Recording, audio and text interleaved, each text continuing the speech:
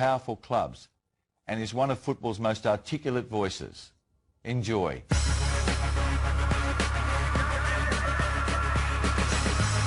Coming up strongly, Harley.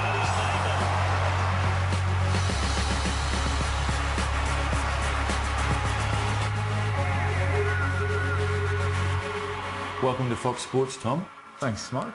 Those who should know say the pain of premiership defeat never goes away. Are they correct? I think so, definitely.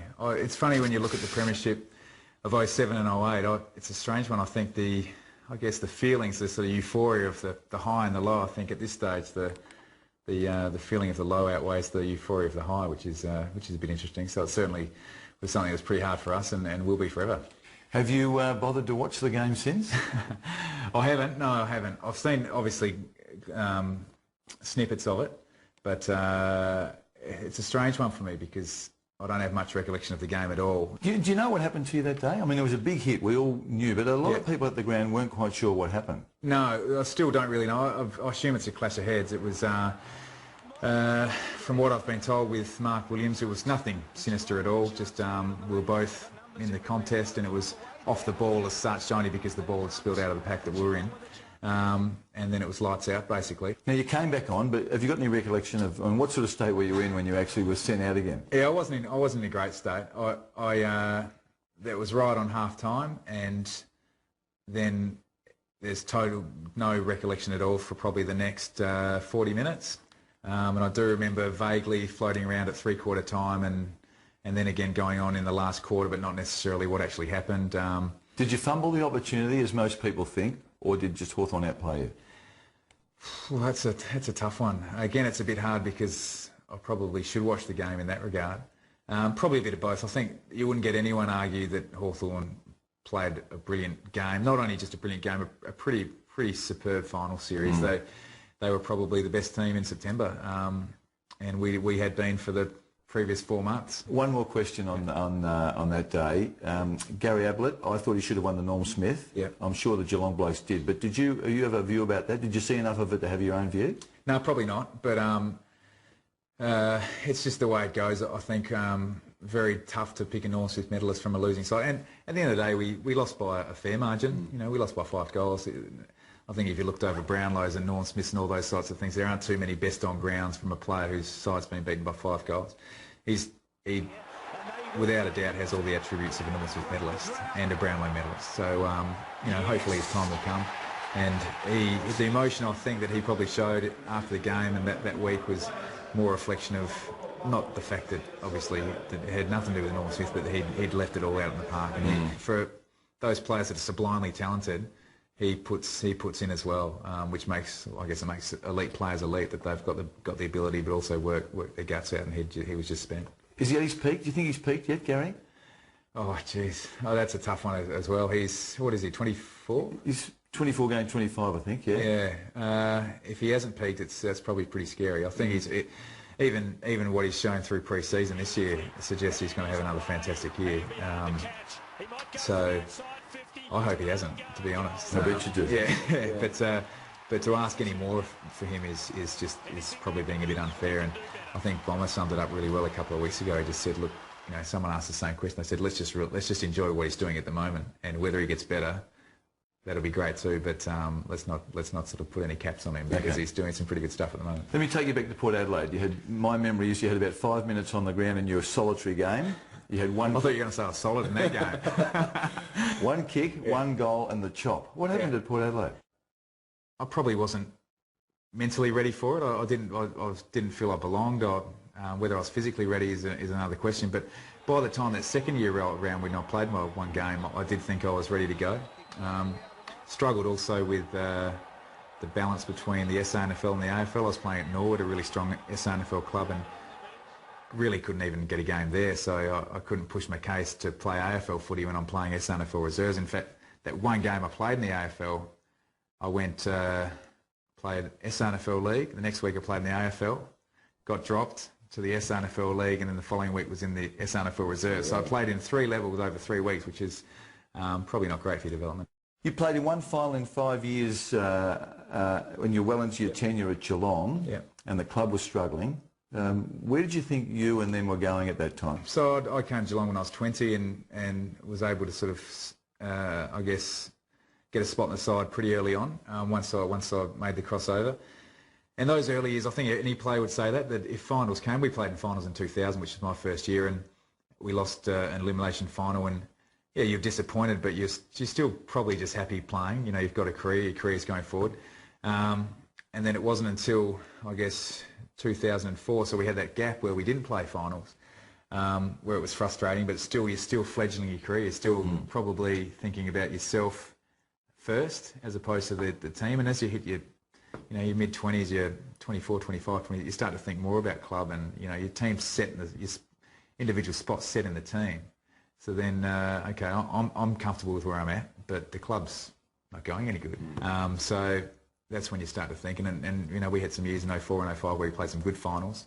And 06 was probably the year where you really, you know, you put the club first and thought, well, where are we going here? We've played 100 games and we're not going anywhere. Well, there was a particular day that encapsulated that contrast you were talking about before. You were at Princess Park, played Carlton early in 2004, and they towelled you up. And I remember listening to you on radio afterwards on 3AW. I don't know how you got the microphone, but you were interviewed and there was a very strong, passionate sort of address about this footy club needs to sort of have a look at itself and pull itself out of the mire. Yeah, I do remember that game. Myself and Matty Scarlett were 24 years old and had played 91 games each and were the two most experienced players on the park. So we had no 100-game players.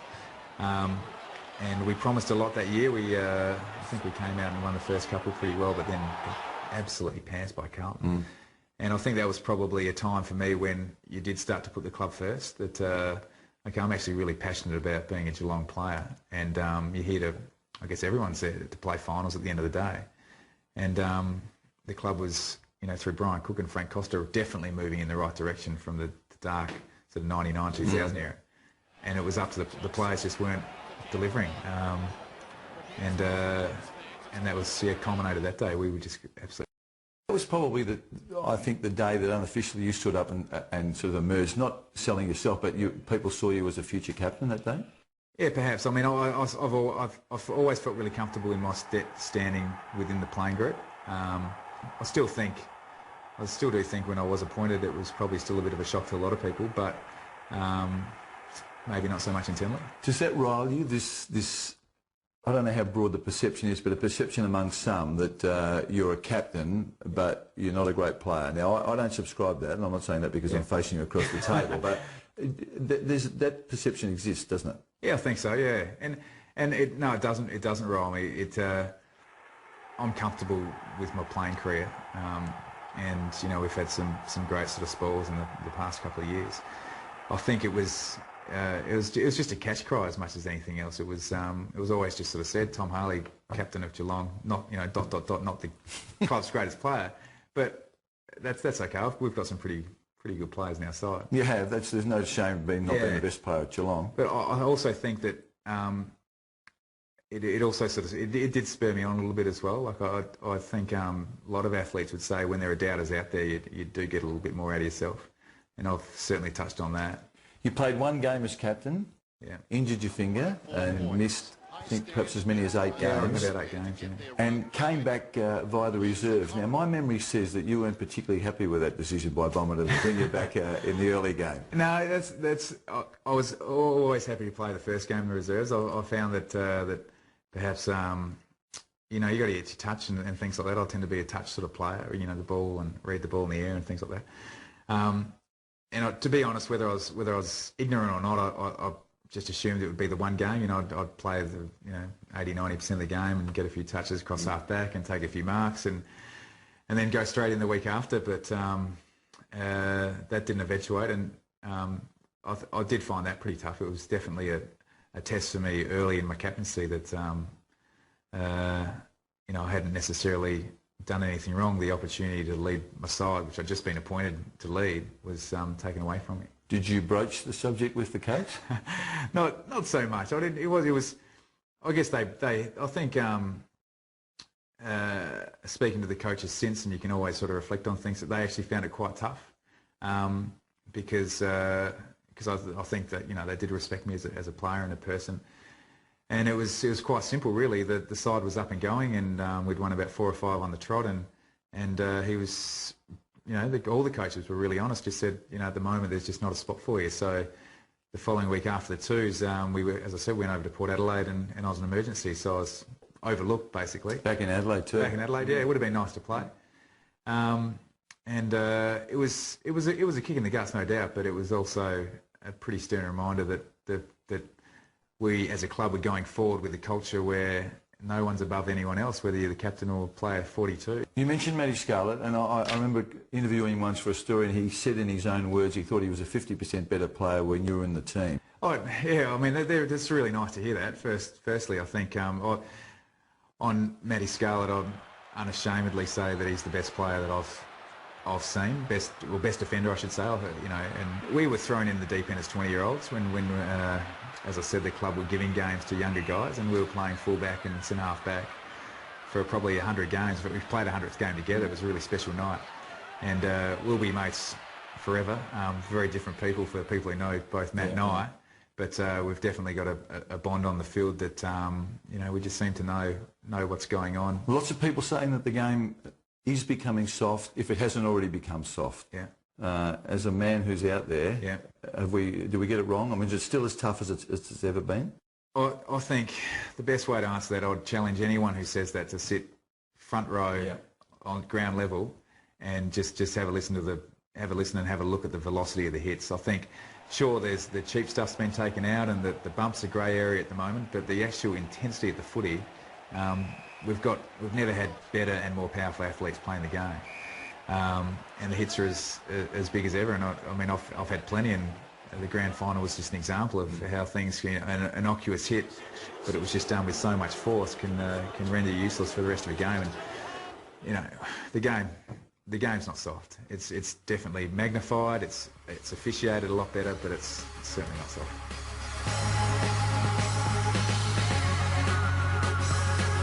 After the break, Harley talks about who he thinks should succeed him as Geelong captain and the love of his life.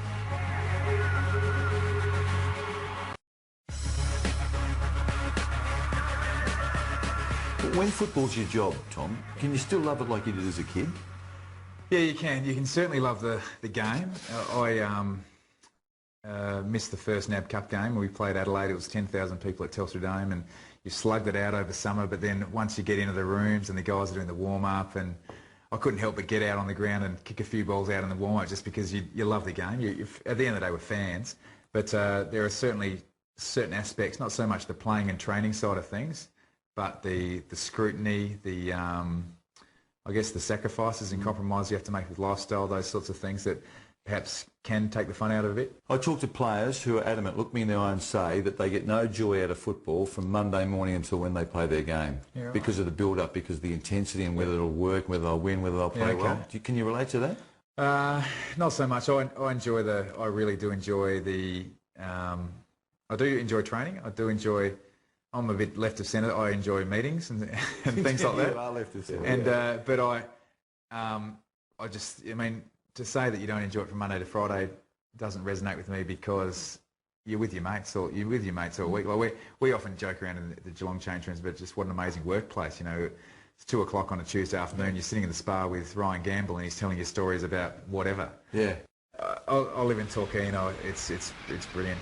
It's 20 minutes from Geelong, and half the team's here, isn't it? The older guys are. Scarlo's down the road, and Joel Corey and Lingy. It's a fantastic lifestyle. We obviously train hard and play hard, but to sort of put the key in the door and open up the windows and look out at the beach is pretty special. How do you let your proverbial hair down? Not as well as I used to when I had it, Mike.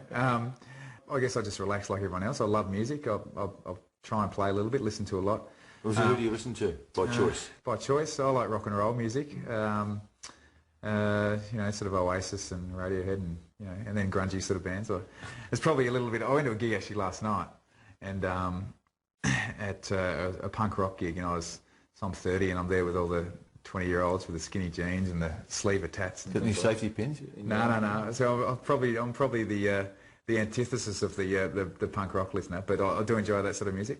I guess to relax, I'm in a unique situation where my fiancée lives in Sydney, and that takes a lot of,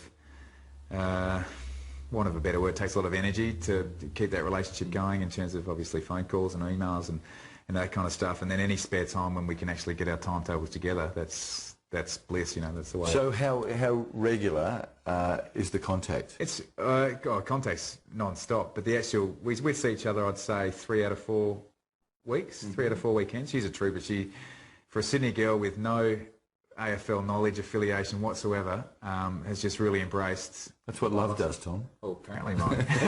So we're talking about Felicity. We're talking about Felicity, yes. Who's your fiancée, yeah. And she's the editor of Women's Health. Women's Health. She'd be happy that you give that a plug.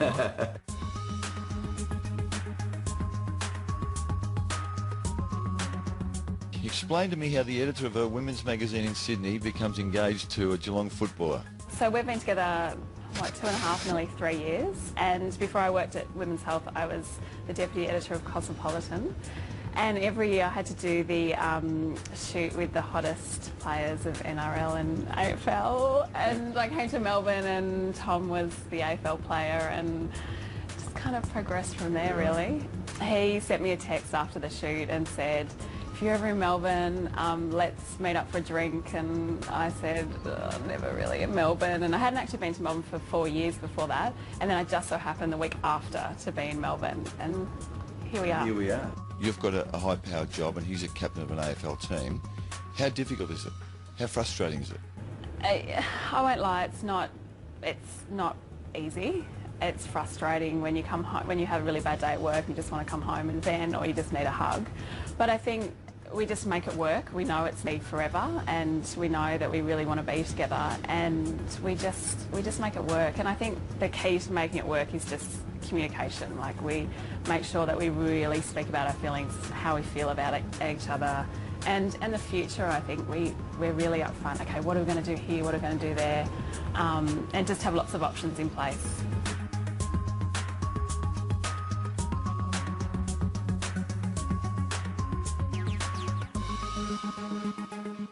Now, when you do finish, the captaincy becomes vacant. Yeah. Lots of talk about Joel Selwood being a captain in waiting, but he's only young. Yeah. I'm sure people like Cameron Ling and James Martell would be looking at it, and Gary Ablett. Yeah. You don't have to sort of ordain the next captain, but have I missed any of the contenders? Would you think that, is it too soon, say, for a Selwood to be in the mix? Oh, that's a tough one. I reckon, I think the captaincy now, it says a lot about the individual club with the captain they appoint. And from my experience, it's become a really holistic job where you're not only captain of the footy team, which perhaps was in the 10, 15 years ago. You're captain of the club, so there's a lot of extra commitments that Joe Blow wouldn't actually sort of know about. And I've found in my experience I think I was 28 when I took on the job, and had a lot of playing experience and also world experience, I guess, that the coping mechanisms were there. So you might get a standout like Joel Selwood or Wayne Carey or John Worsfold or something like that, but to be honest, I'd be more inclined to push it towards an older player. As far as candidates, we've developed a culture now where I think there are some really good candidates. Cameron Ling's been my vice captain and was Stephen King's vice captain for years before that. Joel Corey's probably a guy that doesn't cop enough kudos for the work that he does at Geelong. He no doubt is a great footballer, but he's been elevated to the deputy vice captain role this year, and he's got those qualities. And then Jimmy and Gary and a few more, so it's nice. Have you been towed up from start to finish in a day when you just, no matter what you tried, it just didn't work? Definitely. I mean, I was really disappointed with my game in the qualifying final against St Kilda. Wasn't necessarily an individual opponent sort of tear you up, but you just had a bad day. You just had a bad day. Corey McKernan tore me to shreds one day, absolutely tore me to shreds. And he kicked, I think, 4 on me in the first quarter, and this is when Wayne Carey was up and about, and he was in my face, and I was a young, bright-eyed kid just thinking, geez, what's all this about? You see Wayne Carey's walked over to Tom Harley and held 4 up and said, that's 4 on you, I think he's kicked. Yeah, you've played on an amazing variety of players in your career. Yeah. Tall guys, smaller guys, quick and not so quick. Yeah. Is there one that you have particular difficulty with? Well, it has definitely changed. My role within the side's changed. I used to play centre-half back in the day where centre-half back was a position, and and now you're just part of a back six, so we tend to rotate a lot now. Back in those days, it was this was when Richo used to just play as that power forward and covered so much ground, and similar to what Nick Riewoldt does. I've always found him a really challenging opponent.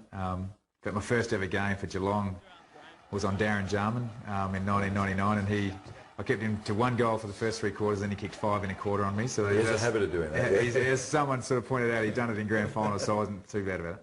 There's a perception that when you do finish at Geelong, be it at the end of 2009, that some people have speculated on, or later, that the next day you'll be off to Sydney to live up there. Is that the plan? It's certainly on the cards.